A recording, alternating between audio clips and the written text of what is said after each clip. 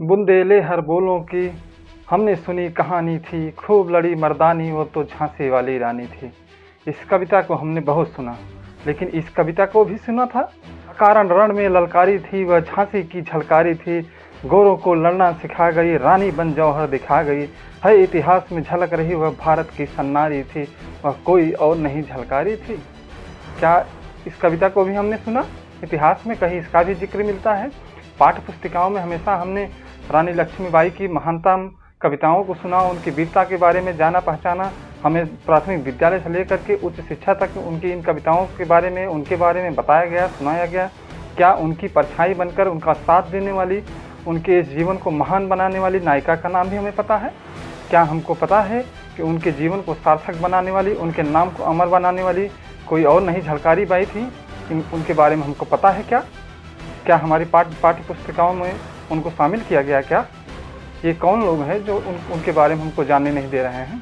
क्यों हमारे लोगों से उनको इतनी दुश्मनी है? क्या झलकारी बाई कोरी समाज से आती थी, अस्पृश्य समाज से आती थी, इसलिए उनका नाम इतिहास के पन्नों में नहीं दर्ज है? पुराने लेखकों ने, जो मेन स्ट्रीम साहित्य के लेखक थे, उन्होंने तो उनको शामिल नहीं किया।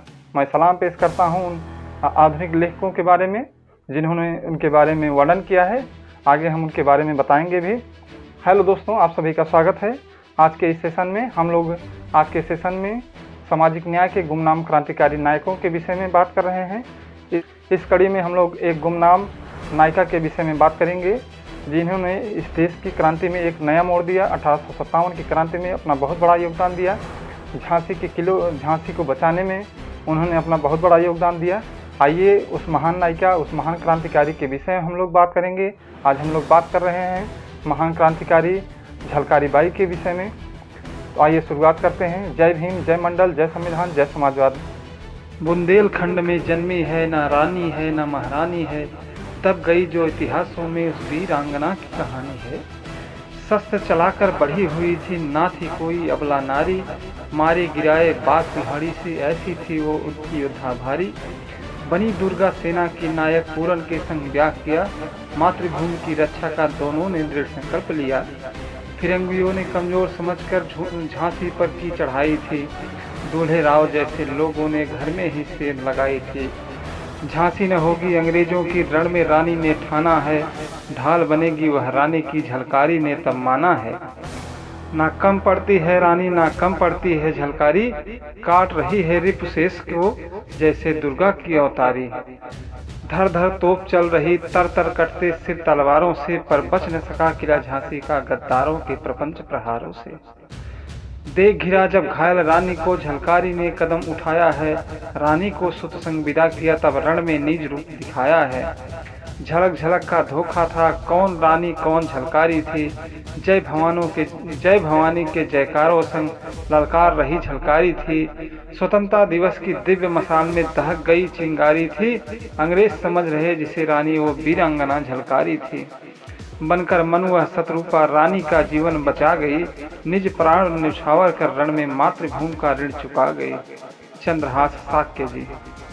22 नवंबर 1830 को भोजवाल, झांसी, उत्तर प्रदेश में इनका जन्म होता है। जन्म के कुछ दिन बाद ही उनकी माता की मृत्यु हो जाती है। उस समय की सामाजिक स्थिति के हिसाब से उनको शिक्षा दीक्षा लेने का अधिकार तो नहीं था, लेकिन वे उन्हें घुड़सवार, तीरंदाजी, तलवारबाजी की हर कला, हर गुण को सिखाते हैं। उन्हें कोई गुरु तो नहीं मिला था, लेकिन स्वयं ही वे अभ्यास किया करती थी और स्वयं ही अपना कार्य भी किया करती थी। अपने पिता सदोवर सिंह के काम में उनका हाथ बटाती थी, जंगल से लकड़ियाँ काटने जाती थी। एक बार जब वे जंगल में लकड़ियाँ काटने गई थी, उसी समय उनका मुकाबला एक तेंदुए से हो जाता है। उन्होंने उस तेंदुए को परास्त कर दिया। इससे उनकी वीरता की कहानी पूरे गांव में फैल गई। एक अन्य अवसर पर कुछ डकैत एक व्यापारी को लूटने के लिए उस गांव में आते हैं, लेकिन वे अकेले दम पर उन डकैतों को भगा देते हैं, जिससे उनकी चर्चा चारों तरफ फैल जाती है। वे बहुत ही साहसी महिला थी और उनका विवाह उसी तरह से एक साहसी पुरुष के साथ होता है जो रानी लक्ष्मीबाई की सेना में एक सैनिक के रूप में कार्य करते थे, जिनका नाम पूरन कोरी था। वे भी बहुत ही बहादुर थे।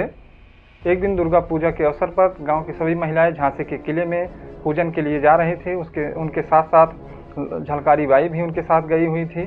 झलकारी बाई की खासियत ये थी कि झलकारी बाई का रूप रंग और रानी लक्ष्मीबाई का रूप रंग एक जैसा था। झलकारी बाई जब किले में जाती हैं, उनको देख करके रानी लक्ष्मीबाई एकदम चकित रह जाती हैं, एकदम उन्हीं के जैसा रूप रंग। और उसके बाद वे पूछताछ करती हैं कि ये महिला कौन है, तो उनको पता चलता है कि ये पूरन कोरी जो हमारे सेना में सैनिक हैं उनकी पत्नी है, बहुत ही बहादुर हैं, कई अवसरों पर इन्होंने अपनी बहादुरी का प्रदर्शन भी किया है। तो उनकी बातों को सुन करके वे बड़ा प्रभावित होती हैं, वे उन्हें अपनी दुर्गा सेना में शामिल कर लेती हैं, दुर्गा सेना में उन्हें अपने एक सैनिक के रूप में शामिल कर लेती हैं। यहाँ आकर के उन्होंने अपनी पुरानी कला को कायदे से निखारा, प्रशिक्षण लिया और वे तलवार, तीरंदाजी, घुड़सवारी में निपुण हो गई। हम लोग रानी लक्ष्मीबाई के पृष्ठभूमि के विषय में ज़रा सा जानने की कोशिश करेंगे। रानी लक्ष्मीबाई का बचपन का नाम मनु उर्फ छबीली था। रानी लक्ष्मीबाई का विवाह मात्र 9 वर्ष की अवस्था में गंगाधर राव से हो जाता है। गंगाधर राव अधेड़ उम्र के व्यक्ति थे। रानी लक्ष्मीबाई को कोई पुत्र नहीं था। जब उनके पति की मृत्यु होती है तो वे काशी में मुंडन करवाने के लिए जाना चाहती थी, लेकिन अंग्रेज सैनिकों ने उनको इस बात की पर आज्ञा नहीं दी। उस समय के ब्राह्मणी व्यवस्था के अनुसार जिसके पति की मृत्यु हो जाती थी उनको अपने बाल मुड़वा लेने पड़ते थे। लॉर्ड डलहौजी अपनी हड़प नीति के तहत झांसी को हड़प करना चाहता था, क्योंकि उसने यह नियम बना रखा था कि जिस राज्य का कोई उत्तराधिकारी नहीं होगा उस राज्य को हम लोग अपने अधिकार में ले लेंगे। इस बात को सुन करके पूरी सेना विद्रोह कर देती है। सभी एक लामबंद हो जाते हैं, रानी के सहयोग में खड़े हो जाते हैं। हम लोग मारे भले जाएंगे लेकिन हम लोग लड़ाई करेंगे, ऐसे हार नहीं मानेंगे। और इस बीच झलकारी बाई की वीरता को देखते हुए उन्हें दुर्गा सेना का सेनापति नियुक्त कर दिया जाता है। और जब युद्ध प्रारंभ होता है तो झलकारी बाई के पति पूरन कोरी पुरुष कमान को संभाले हुए थे और महिला कमान को झलकारी बाई संभाले हुए थी। अंग्रेज सैनिक और झांसी के बीच युद्ध प्रारंभ होता है। अंग्रेजी सेना का नेतृत्व जनरल हुरोज कर रहे थे और महारानी अपनी सेना का नेतृत्व कर रही थी। झलकारी बाई के पति पूरन कोरी पुरुष वर्ग का कमान संभाले हुए थे। वे बड़ी बहादुरी से युद्ध लड़ रहे थे और झलकारी बाई भी बहुत ही बहादुरी से युद्ध लड़ रही थी। इसी के बीच झलकारी बाई को ये खबर मिलती है कि पूरन कोरी वीरगति को प्राप्त हो गए हैं। वे जाती हैं अपने पति के मृत शरीर को देखती हैं, उनके खून से तिलक लगाती हैं और शपथ लेती हैं कि मैं इस अंग्रेजी सेना को नेस्त नाबूद कर दूंगी, चाहे जो हो जाए। नए रूप में आती हैं और युद्ध करना शुरू कर देते हैं। अंग्रेज सैनिकों को गाजर मूली की तरह काटना शुरू कर देती हैं। इसी बीच रानी के मंत्री दुल्हे राव ने किले का दरवाजा खोल दिया, जिससे अंग्रेज सैनिक अंदर प्रवेश कर गए। स्थिति खराब होती चली गई। झांसी के सैनिक मारे जाने लगे। झांसी के सलाहकारों ने, सेनापति ने रानी लक्ष्मीबाई को ये सलाह दिया कि आप एक किले से निकल जाएं, इस समय उचित नहीं है। झलकारी बाई ने भी उनको कहा कि हाँ, आप इस समय निकल जाइए, मैं आपकी जगह पर युद्ध करती हूँ। चूँकि उनका रूप रंग, उनका होलिया रानी लक्ष्मीबाई से मिलता जुलता था। रानी लक्ष्मीबाई घोड़े पर सवार होती हैं, पीछे के दरवाजे से निकल जाती हैं। झलकारी बाई उनका रूप रंग धारण करके उनके वेशभूषा को धारण करती हैं, युद्ध के मैदान में आ जाती हैं, प्रचंड युद्ध करती हैं। एक सैनिक की गोली लगने से उनकी मृत्यु हो जाती है।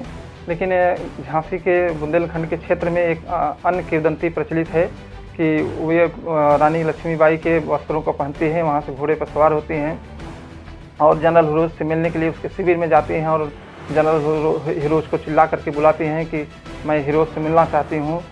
सभी सैनिक बड़े प्रसन्न होते हैं कि हमने किले को भी फतह कर लिया, रानी भी हमारे कब्जे में आ गई। लेकिन जब वे वहाँ पहुँचती हैं, अपने मुखौटे को उतारती हैं तो जनरल हिरोज देखकर उनको देख लेता है। तब उसको पता चलता है कि ये रानी लक्ष्मीबाई नहीं बल्कि झलकारी बाई है, जो दुर्गा सेना की सेनापति थे। इस बात को देख करके, उनकी अदम्य वीरता और साहस को देख करके, उनकी पूरी कहानी को सुन करके वह बड़ा ही प्रसन्न होता है और कहता है कि यदि भारत की 1% महिलाएं भी इनकी जैसे हो जाएं, हमको आज के आज भारत छोड़ करके जाना पड़ेगा। उनकी वीरता में कसीदे पढ़ता है और ये कहा जाता है कि जनरल हिरोज ने उनको छोड़ दिया था। बाद में 1890 के आसपास में उनकी मृत्यु होती है, लेकिन ऐसा कहीं मालूम नहीं पड़ता है इतिहास के स्रोतों में। ये वहाँ के बुंदेलखंड के क्षेत्र की किंवदंती है। उनकी मृत्यु उसी समय 4 जुलाई 1857 को ही युद्ध क्षेत्र में ही सैनिक के गोली लगने से हो गई थी। हिंदी के एक कवि बिहारी लाल हरित ने वीरांगना झलकारी बाई नामक कृति लिखी। उसमें उन्होंने एक कविता लिखा, लक्ष्मीबाई का रूपधार झलकारी खड़क संवार चली, लक्ष्मीबाई का रूपधार झलकारी खड़क संवार चली, वीरांगना निर्भय लश्कर में अस्त्र शस्त्र तनधार चली। मैथिली शरण गुप्त ने भी उनके ऊपर लिखा, अकारण रण में ललकारी थी, अकारण रण में ललकारी थी वह झांसी की झलकारी थी, गोरों को लड़ना सिखा गई, गोरों को लड़ना सिखा गई, रानी बन जौहर दिखा गई, है इतिहास में झलक रही वह भारत की सन्नारी थी, वह भारत की सन्नारी थी, कोई और नहीं वह झलकारी थी। और मोहनलाल नैमिषारण्य ने भी उनके ऊपर लिखा है, चोखेलाल ने भी लिखा है, और तत्कालीन अरुणाचल के तत्कालीन अरुणाचल के राज्यपाल श्री माता प्रसाद जी ने भी झलकारी बाई की जीवनी के ऊपर लिखा है। तो इस प्रकार से हम लोगों ने झलकारी बाई के विषय में पढ़ा, जिन्होंने अपने प्राण न्यौछावर कर दिए सिर्फ अपने राज्य के लिए, अपने देश की सुरक्षा के लिए, अपनी रानी की रक्षा के लिए, जो अपनी रानी की परछाई बनकर आजीवन चली। आज रानी लक्ष्मीबाई की जो कहानी हम पढ़ते हैं, जो उनकी गाथा हम लोग सुनते हैं, शायद वह सुनने को न मिलती, न तो वो कहानी बन ही पाती। यदि झलकारी बाई न होती तो रानी लक्ष्मीबाई शुरुआत में ही मारी गई होती।